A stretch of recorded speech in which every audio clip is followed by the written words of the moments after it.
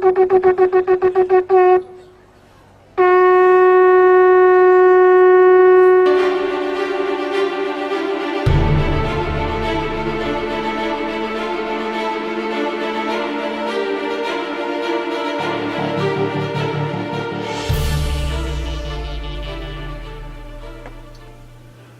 it's Jim Hutchins for the Jerusalem Connection Truth Report for this week. I want to deal with an issue that will increasingly be coming before us for focus. As a matter of fact, increasingly it will become the epicenter of God's activity on earth, and that's the city of Jerusalem. And I want to deal with it, first of all, from the standpoint of a rabbi, and then from the standpoint of a Christian. And I'm dealing with it from the standpoint of Rabbi Tuli Weiss, who writes for Israel 365. You can get that. He writes very frequently, and he's very favorably disposed toward evangelical Christians. Recently, he wrote in connection with Isaiah chapter 60 and verse 1, he said, "Arise and shine," speaking of Jerusalem, "for your light has come, and the glory of Yahweh rises upon you." And Rabbi Weiss notes that the prophet addresses Jerusalem, calling upon the city to awaken and shine its light upon the world. Chaim Weizmann lived from 1874 to 1952. Was a prominent scientist and Zionist leader who would have the honor of becoming the first president of the state of Israel. In 1948, Weizmann eloquently explained the illumination that Jerusalem would provide the world as a new capital of the Jewish state.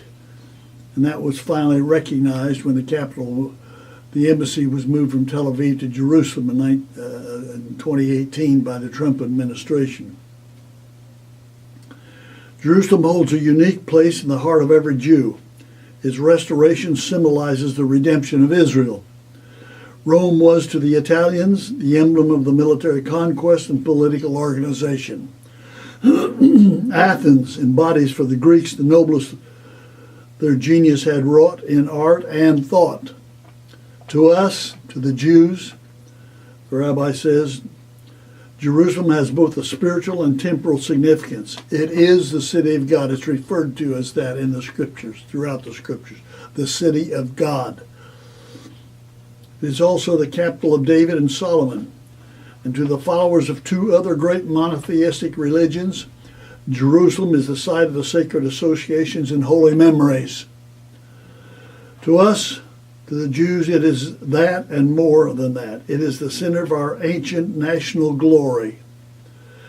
It was our lodestar in all our wanderings. It embodies all that is noblest in our hopes for the future. Jerusalem is.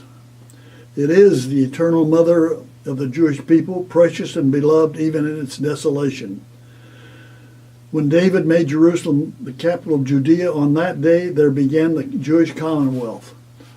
When Titus, the Roman general, destroyed the Commonwealth on the 9th of Av, on that day there ended the Jewish Commonwealth. However, nevertheless, even though our Commonwealth was destroyed, we never gave up on Jerusalem. It seems inconceivable that the establishment of the Jewish state should be accompanied by the detachment from it of its spiritual center and historical capital. Well, that's true of the Jews. For the Christians, it is equally true.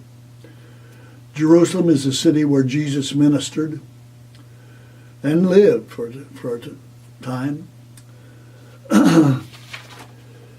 It's a city where he was crucified and resurrected.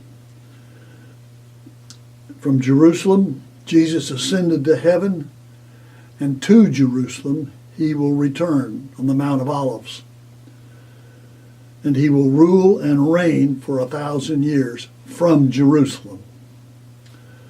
That will happen. Jerusalem will be the epicenter of God's activity. Matter of fact, Isaiah 62 tells us this.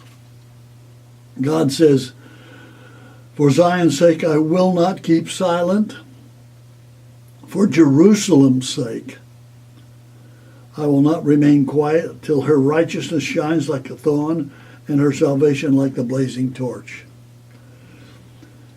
In Isaiah 62 verse 6, God says, I have posted watchmen on your walls, O Jerusalem. They will never be silent day or night. You who call upon Yahweh, give yourselves no rest, and give him, that is Yahweh, give him no rest until he establishes Jerusalem. And he will establish Jerusalem as a center from which he will judge and rule and reign. And that is the truth.